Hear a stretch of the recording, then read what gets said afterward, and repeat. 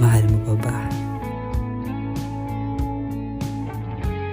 Mahirap pa siyang kalimutan? Naghihintay ka pa rin ba sa kanya? Umaasa ka pa rin ba kahit alam mong malabo na? Nanghihinayang ka ba sa memories na pwede mo namang gawin sa iba? Kasi kung oo, sa huli, ikaw pa rin ang talo. Pero what if bigyan ka ng pagkakataon na bumalik sa oras kung saan ka nagkamali? Aayusin mo ba? Naghihintay ka pa rin ba sa kanya? Umaasa ka pa rin ba kahit alam mong malabo na?